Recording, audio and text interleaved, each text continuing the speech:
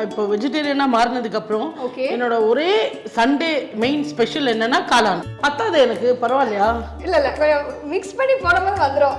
இது உங்களுக்கு மட்டும்தான் அப்படி. ஓகே, என்னோட ஃபர்ஸ்ட் படம் வந்து என் தங்கை கல்யாணின்னு ஒரு படம். ஓகே. ஸோ அதில் தான் ஐ மெட் மை ஹஸ்பண்ட். அவர் தான் அதில் என்னோட அண்ணாவாக நடிச்சிருப்பாரு. நான் தான் தங்கை கல்யாணி, சத்ரியன், அப்புறம் அஞ்சலி, அப்புறம் பிள்ளைக்காக நிறைய படம் பண்ணேன். ஒரு 60-65 மூவிஸ் பண்ணேன். அதுக்கப்புறம் ஒரு 8th ஸ்டாண்டர்ட் வந்தோடனே அம்மா வந்து ஸ்டாப் ஒரு டிகிரி வாங்கிடு. டிகிரி வாங்கினோடனே நீ சினிமாவுக்கு போயிடு. மறுபடியும் 3 வருஷமா என்னம்மா இது அப்படின்னாலே நான் சொன்னேன் சரி ஓகே பிரசிடென்சி காலேஜ் போயிடுறேன் அப்படின்னு.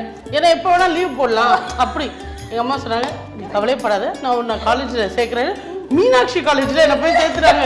ஐயோ லீவே போட முடியாது, செம்ம ஸ்ட்ரிக்ட். ஆனால் டே காலேஜ், அதனால 1 o'clock வரைக்கும் தான் எனக்கு காலேஜ்.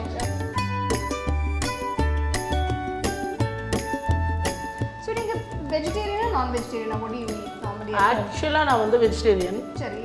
பட் ஆனால் வந்து சின்ன வயசுல வந்து பிள்ளைக்காகன்னு ஒரு படம் நடிக்கும் போது அதில் வந்து பிரபு சார் தான் என்னோட அப்பா. சாப்பாடு சாப்பிடலாம்பா அப்படின்னு சொல்லி கூப்பிட்டாரு. சிக்கன் அதெல்லாம் வச்சு சாப்பிட வச்சார். நான் சாப்பிட்டேன், எனக்கு ரொம்ப பிடிச்சிருச்சு.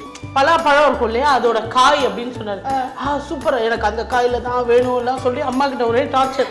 அம்மா அது பலாக்காயில் என்ன சாப்பிட்டேன் அப்படின்னு தான் ஒரு சிச்சுவேஷன். நல்லா உங்கள் பொண்ணு சிக்கன் சூப்பராக சாப்பிட்றா, நீங்கள் வந்து அவளுக்கு அது தராமல் வெறும் தயிர் சாதமாக கொடுக்குறீங்களா? வீட்டில் வந்து கணேஷ் தான் சமைக்கிறார். நான் குறையே சொன்னதில்லை, ஏன்னா சொன்னால் நம்ம சமைக்கணும். அதனால எது இருந்தாலும் அட்ஜஸ்ட் பண்ணி போட்டு சூப்பர் பிரமாதம் சொல்லி ஒரு வழி ஆயிட்டார். பிரியாணி எல்லாம் சமைக்க ஆரம்பிச்சிட்டாரு. இப்போ தெரியுது அவர் ஏன் வெஜ்ஜா மாறிட்டாருன்னு. படிக்காத படம் வந்து எனக்கு வந்து லைஃப்பில் வந்து என் கெரியரில் பெஸ்ட் இப்போ வரைக்கும். ஏன்னா ஒரு கெட்டப் இருந்தது. அந்த ஷார்ட்டில் நானே என்ன பண்ணேன், அவர்கிட்ட போயிட்டு இப்படி பண்ணிட்டெல்லாம் வந்து நின்னேன்.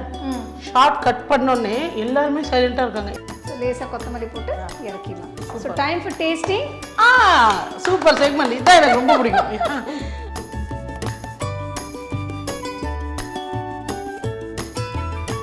அதுக்கப்புறம் ரோட் கடையில் போய் வாங்கவே மாட்டீங்க, நீங்களே ஒரு ரோட் கடை போட்டுருவீங்க, அந்த அளவுக்கு சூப்பராக இருக்குது.